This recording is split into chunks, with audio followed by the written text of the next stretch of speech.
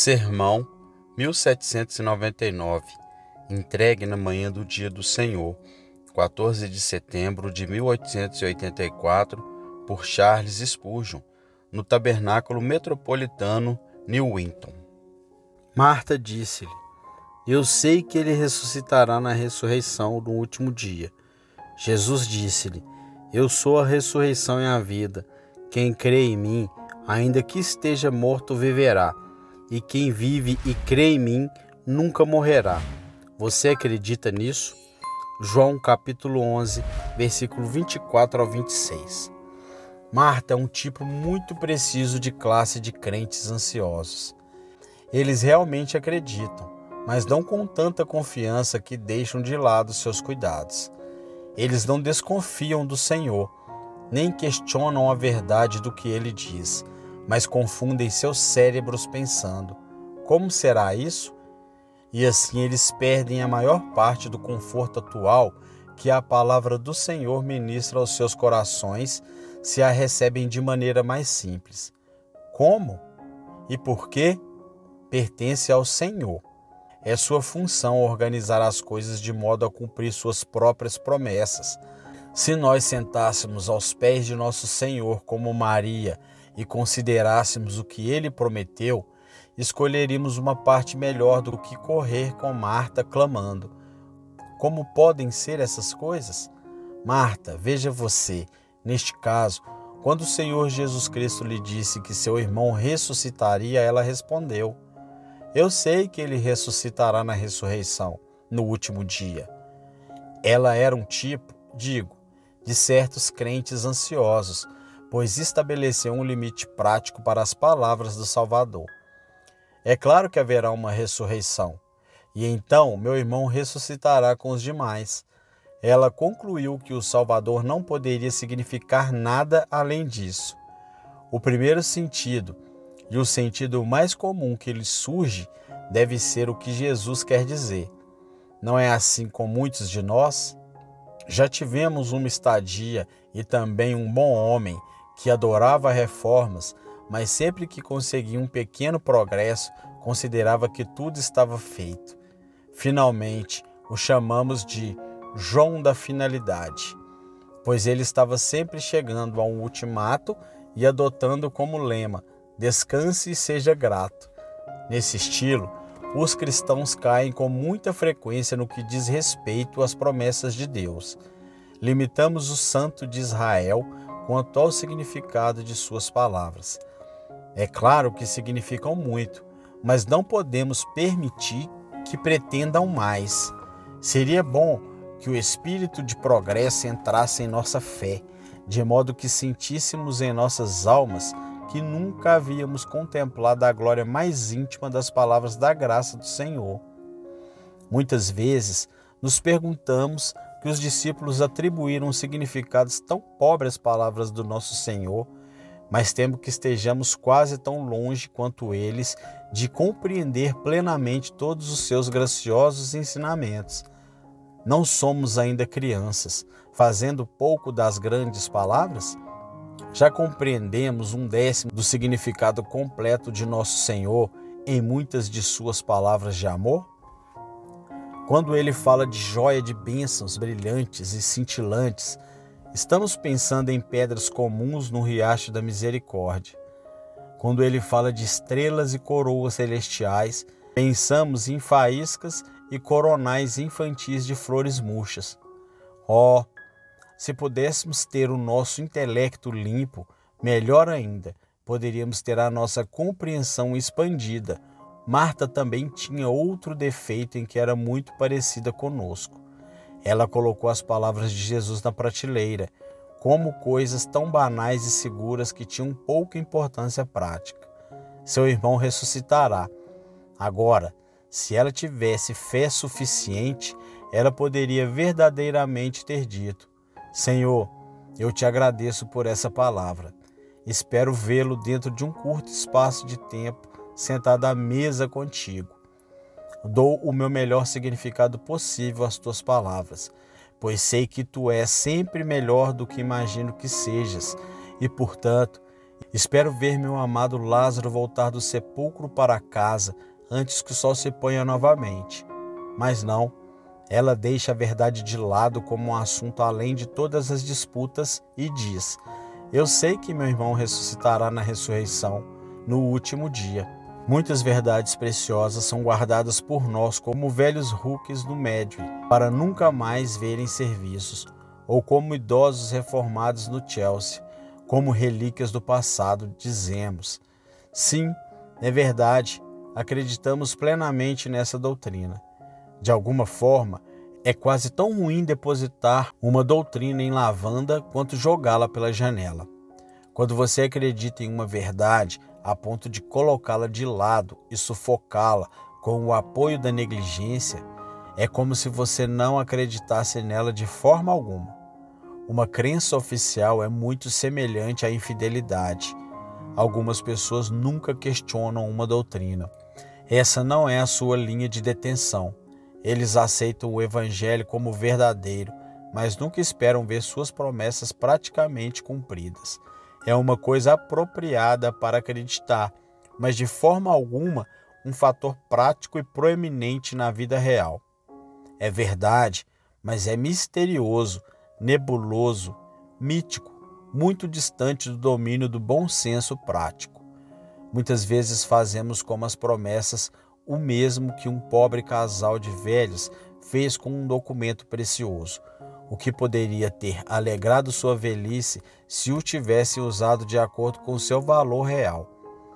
Um cavalheiro que entra na casa de uma mulher pobre viu emoldurada e vitrificada na parede uma nota francesa de 1000 francos.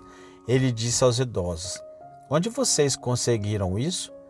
Informaram-lhe que um pobre soldado francês foi acolhido por eles e cuidado até morrer, e ele lhes deu aquela pequena foto quando estava morrendo, como uma homenagem a ele.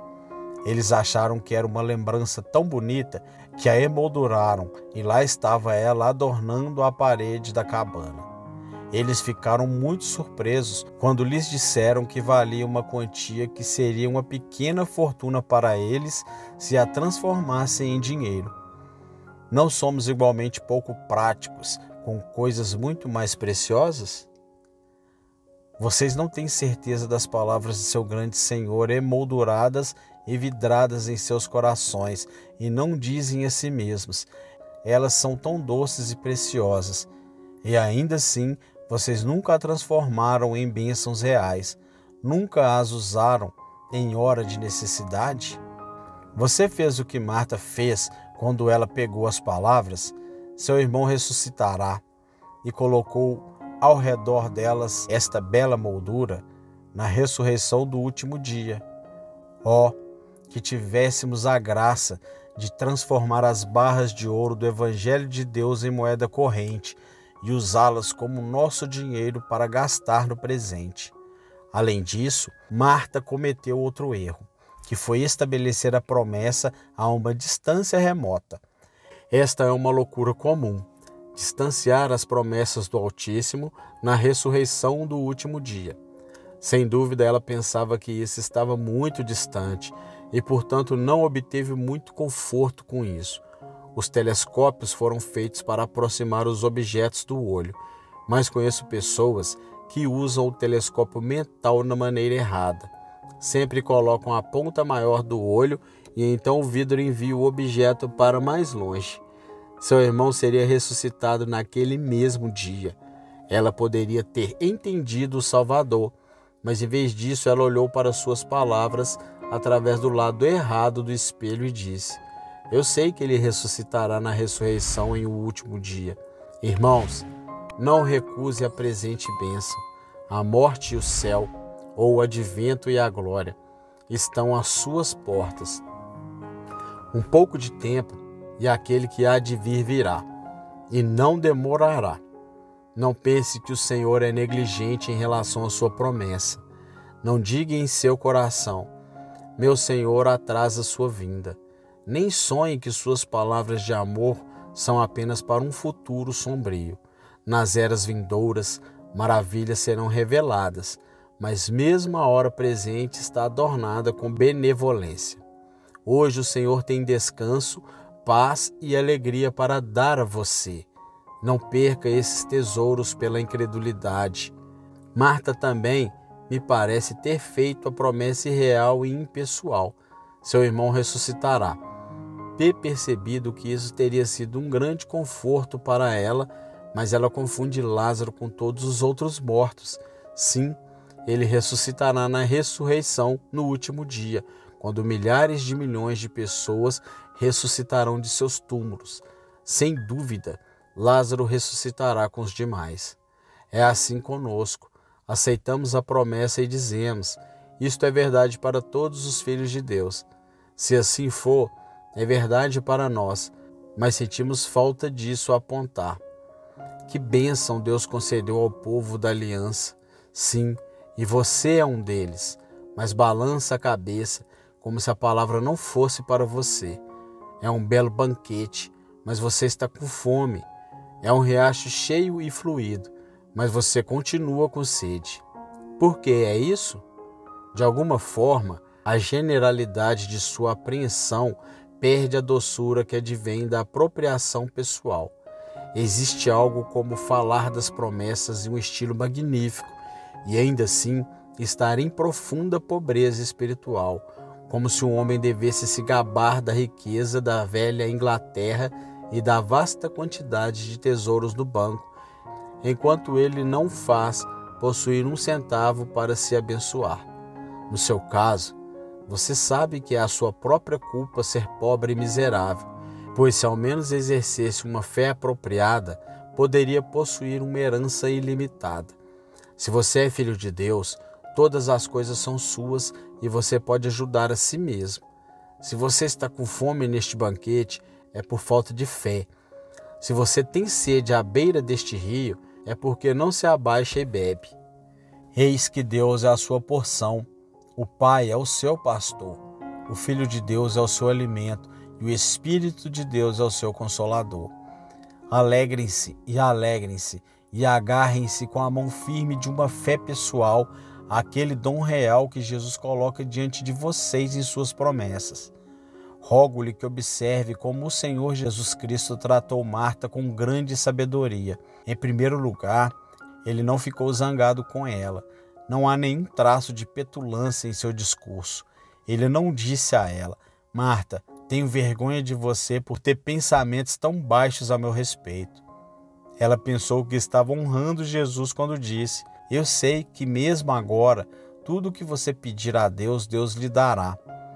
A ideia que ela tinha de Jesus era que ele era um grande profeta que pediria a Deus e obteria respostas às suas orações.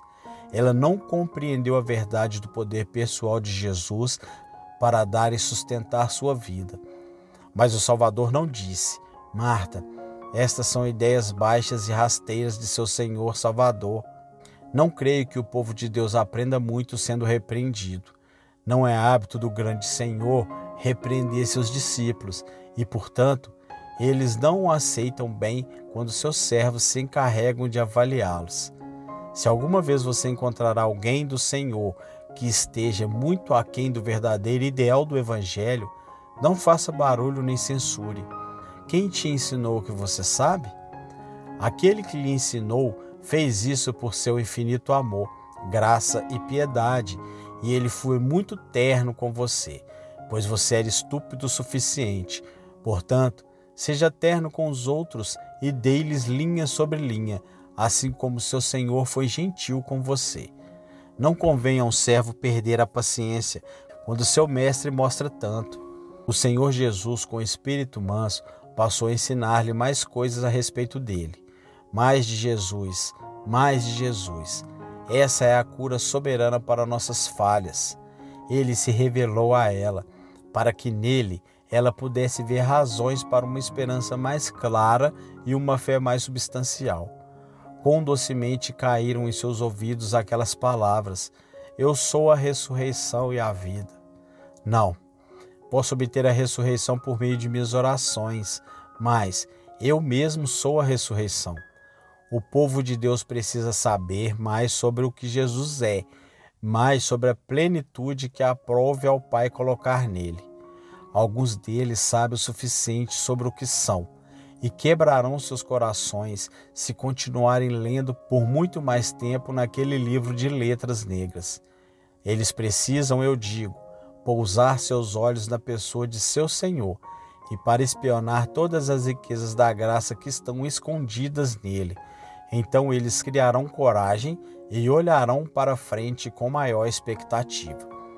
Quando nosso Senhor disse, eu sou a ressurreição e a vida, ele indicou a Marta que a ressurreição e a vida não eram dons que ele deveria buscar, nem mesmo dons que ele deveria criar, mas que ele mesmo era a ressurreição e a vida.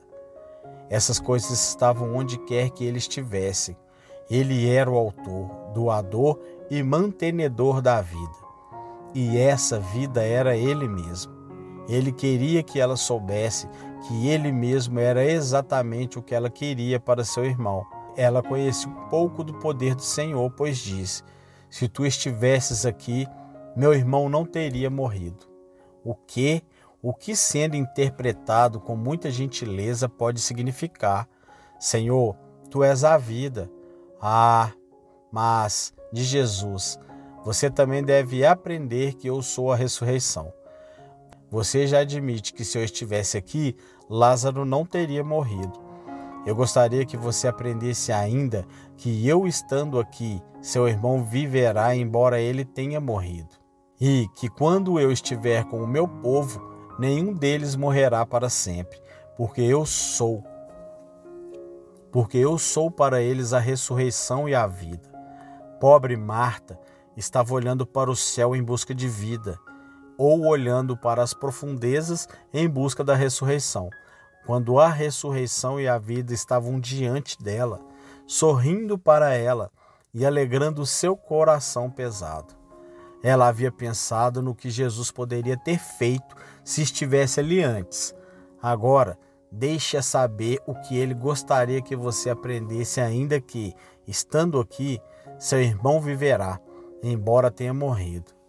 Assim, apresentei o texto a vocês e rogo a Deus, o Espírito Santo, que abençoe essas observações preliminares, pois, se aprendermos apenas essas primeiras lições, não teremos estado aqui em vão.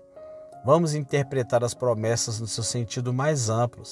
Vamos considerá-las como reais e considerá-las como fatos. Olhamos para o prometedor, mesmo para Jesus, o Senhor, e não tanto para as dificuldades que rodeiam o cumprimento da promessa. Ao iniciar a vida divina, olhamos para Jesus e mais tarde, percorrendo a corrida celestial, continuemos olhando para Jesus até vermos nele o nosso tudo em todos. Quando ambos os olhos olham para Jesus, estamos na luz de Deus. Mas quando temos um olho nele e um olho em nós mesmos, tudo é escuridão. Vê-lo com todos os olhos da alma. Primeiro, desejo que você veja o texto como um fluxo de conforto para Marta e outras pessoas enlutadas. Observe no início que a presença de Jesus Cristo significa vida e ressurreição. Isso significa que, em geral, como ela deveria ter feito, como já lhe disse, ela teria recebido conforto imediato deles, e o Salvador pretendia que ela os entendesse nesse sentido. Ela praticamente diz, eu sou para Lázaro o poder que pode fazê-lo viver novamente. Deixo o texto agora com uma torrente de conforto para os enlutados, pois desejo que você o veja com um grande conforto profundo para todos os crentes. Não consigo compreendê-lo, assim como não consigo medir o abismo, mas posso convidar você a examiná-lo com a ajuda do Espírito Santo. Penso que, em primeiro lugar, esse texto ensina claramente que o Senhor Jesus Cristo é a vida de seu povo. Estamos mortos por natureza e nunca se pode produzir vida a partir da morte. Faltam os elementos essenciais. Se uma faísca permanecer entre as cinzas, você ainda poderá tirá-la até formar uma chama. Mas da natureza humana, a última centelha da vida celestial se foi, e é vão procurar a vida entre os mortos. A vida de todo cristão é Cristo. Ele é o começo da vida, sendo a ressurreição. Quando ele vem até nós, vivemos.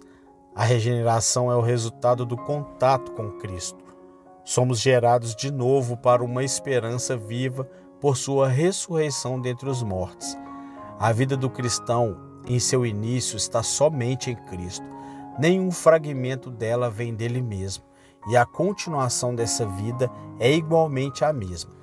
Jesus não é apenas a ressurreição para começar, mas a vida para continuar. Eu tenho vida em mim mesmo, diz um. Eu respondo, não de outra forma, senão quando você é um com Cristo. Sua vida espiritual, em cada respiração que ela inspira, está em Cristo. Se você for considerado por um momento separado de Cristo, você será lançado fora como um ramo e secará. O membro decepado da cabeça é carne morta e nada mais. Em união com Cristo está a sua vida. Oh, que nossos ouvintes entendam isso. Vejam um pobre pecador olhar para dentro de si mesmo e olhar novamente e então gritar: não consigo ver nenhuma vida interior. É claro que você é minha alma. Não retenha água. Eu lhe digo, você deve aprender que Jesus é a ressurreição e a vida. Dê ouvidos a esse grande eu, esse ego infinito, eu. Eu vivo, mas não eu, mas Cristo vive em mim. O que você está? Menos que nada e vaidade, mas acima de tudo surge aquela personalidade divina e toda suficiente. Eu sou a ressurreição e a vida. Junte as duas primeiras palavras e elas me parecem ter uma majestade maravilhosa. Eu sou. Aqui está a autoexistência, a vida em si mesmo. Mesmo como mediador, o Senhor Jesus nos diz que lhe é dado ter vida em si mesmo, assim como o Pai tem vida em si mesmo. João capítulo 5, versículo 26. Estou enchendo a boca escancarada do sepulcro. Aquele que vive e esteve morto e está vivo para todo sempre. O Alfa e o Ômega, o princípio e o fim, declara. Eu sou o que vive sempre para dar a vida, diz ele. Porque eu vivo, vocês também viverão. Isso é verdade. Não vivemos por qualquer outra razão, não por causa de algo em nós ou relacionado a nós, mas apenas por causa de Jesus, porque você está morto e sua vida está escondida com Cristo em Deus. Agora, além disso, neste grande abismo ao qual queremos conduzi-los, a fé é o único canal pelo qual podemos aurir de Jesus a nossa vida. Eu sou a ressurreição e a vida. Quem crê em mim é isso. Ele não diz, aquele que me ama, embora o amor seja uma graça brilhante e muito doce para Deus. Ele não diz, aquele que me serve, embora todo aquele que crê em Cristo se esforce para servi-lo. Mas não é assim. Ele nem mesmo diz, aquele que me imita, embora todo aquele que crê em Cristo deve e irá imitá-lo. Mas é colocado, aquele que crê em mim. Por que é que é? Porque o Senhor faz tão continuamente da fé o único elo entre ele e a alma?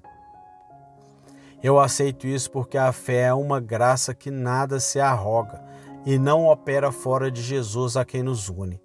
Você deseja conduzir o fluido elétrico e, para isso, encontra um metal que não criará nenhuma ação própria. Se assim fosse, isso perturbaria a corrente que você deseja enviar. Se ele definisse uma ação própria, como você saberia a diferença entre o que veio do metal e o que veio da bateria? Agora, a fé é um receptor e um comunicador de mãos vazias. Não é nada além daquilo em que se baseia e, portanto, é adequada para ser um condutor da graça. Quando for necessário erguer um auditório para um orador, no qual ele possa ser claramente ouvido, o essencial é livrar-se de todos os ecos. Quando não há eco, então você tem um edifício perfeito. A fé não faz barulho por si só. Ela permite que a palavra fale. A fé chora. Não é nada além daquilo em que se baseia e, portanto, é adequado para ser um condutor da graça. Cristo coloca sua coroa na cabeça da fé, exclamando: a tua fé te salvou. Mas a fé se apressa em atribuir toda a glória da salvação somente a Jesus. Todo aquele, é a grande abertura, adequada para pecadores de todos os tamanhos. Todo aquele que vive e crê em mim nunca morrerá. Alguém tem o direito de acreditar em Cristo? O Evangelho dá a toda criatura o direito de crer em Cristo, pois somos convidados a pregá-lo a toda criatura, com este comando: ouça e sua alma viverá. Todo homem tem o direito de acreditar em Cristo e será condenado se não o fizer. Está escrito: aquele que crer e for batizado será salvo, mas aquele que não crer será condenado. E isso deixa claro que eu, quem quer que seja, como tenho o direito de me esforçar para escapar da condenação, tenho o direito de aproveitar o bendito mandamento: creia no Senhor Jesus Cristo e viva. Aquele quem quer que seja, aquele buraco na porta para o cachorro grande. Não se esqueça, venha com você e coloque sua confiança em Cristo. Se você puder apenas ligar a Cristo, você é um homem vivo. Se apenas um dedo tocar a bainha de suas vestes, você será curado. Somente o toque da fé e da virtude flui dele para você, e ele é para você a ressurreição e a vida. Desejo que você perceba que não há limite para esse poder.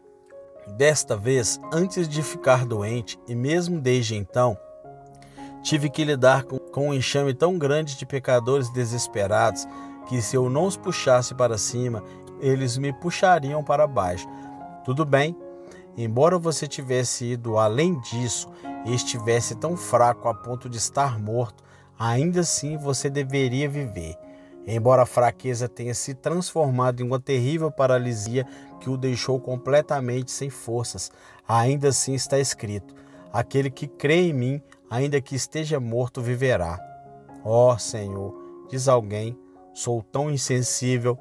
Marque você, essas geralmente são as pessoas mais sensíveis do mundo. Lamento todos os dias, porque não posso lamentar o meu pecado. É assim que falam. É muito absurdo, mas ainda assim muito real para eles. Grita alguém, a terra tremeu, o sol escureceu, as rochas se partiram. De sentir que todas as coisas mostram algum sinal, exceto este meu coração insensível. No entanto, se você acredita, insensível como é, você vive, pois se você for além do entorpecimento até a morte, ainda assim, se você acreditar nele, você viverá.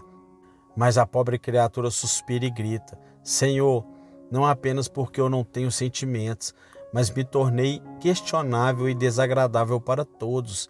Estou cansado de mim mesmo e dos outros. Tenho certeza de que quando venho para lhe contar meus problemas, você deve desejar que eu esteja em Jericó ou em algum outro lugar distante. Agora, admito que tal pensamento às vezes nos ocorria quando estávamos muito ocupados e alguma pobre alma ficou propensa a ensaiar suas misérias repetidas 7 vezes.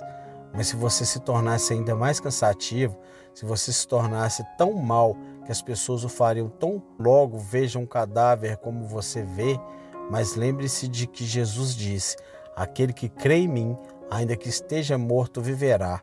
Sim, se você chegasse ao ponto de entrar e sair entre os homens como um fantasma inquieto, de modo que todos saíssem do seu caminho, isso não o colocaria além da promessa. Aquele que crê em mim, ainda que esteja morto, ainda assim ele viverá. Ó Senhor, não tenho esperança. Meu caso é totalmente desesperador.